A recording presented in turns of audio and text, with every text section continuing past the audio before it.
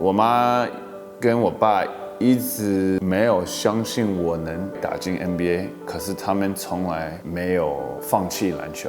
他们比较看重的是你那么爱这件事，你对这件事有那么多的热情，我会支持，支持到你不能打。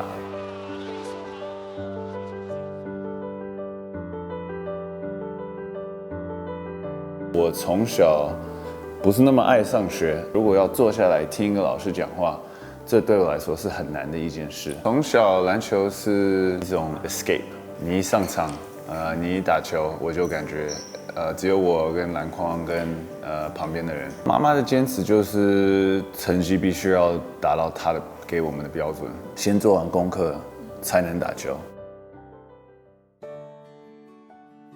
第一个，他就是常常会说这句话 ：“Do your best, trust God with the rest。”我是一个 perfectionist， 就是我会给自己最高的标准，如果不是完美或者快到完美，我会很不满意。可是这句话意思就是你只能控制你能控制的，就是你有没有100%准备。这个结果赢输或者我投篮投进还是不投进，其实我不能控制。第二个，我觉得他真的教得非常好。就是家庭的关系，他会一直提醒我们，你知道有一天我跟爸爸不会在，只有你们3个兄弟，你们要学怎么好好沟通，怎么互相照顾。他一直会找机会让我们3个一起变成队友，把我们的感情、沟通、默契变得更好。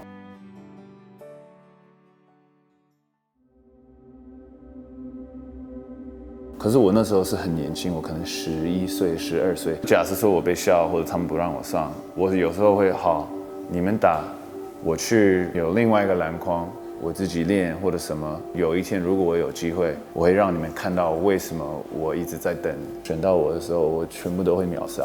所以我会把他们的这种小看我的一些想法变成我自己的动力，因为你总一天会有机会，你就抓紧那个机会，不能只是专注在今天他们对我不好，就是我怎么继续进步，然后走自己的路，然后有一天我会不但会追上他们，我会超过他们。我在 America 的时候，他们只说我是 Asian。我在 Asia 的时候，他们只说我是 American。我以前都会觉得超孤独，可是我慢慢学了。虽然不管你去哪里，你可能不会觉得这是我的家，或者我是完全被欢迎。可是比较特别的角色就是我有这个机会当一个桥。杨绛看我觉得，我可以很乐意的跟你沟通，你懂我。有时候常常会就是杨绛要叫我去跟本土讲话，或者本土会叫我去跟杨绛讲话。我在哪里出生长大不是我的选择，可是我可以用我的故事，用我的经历、经验去当一个桥，我觉得这是最重要的。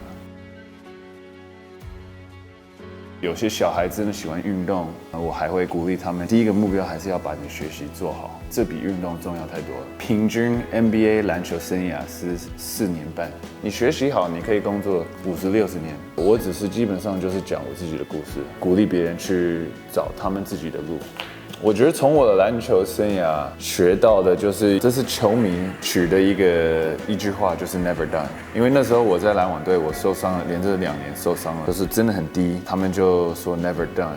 不管你在你的人生哪阶段，如果你一直保持这种我希望可以做最好的自己，然后我希望我可以继续去学，继续去成长，继续进步，就是让你过的人生过得比较开心，比较满足。I would just say never done， 继续往前走，继续每天挑战自己，然后继续进步。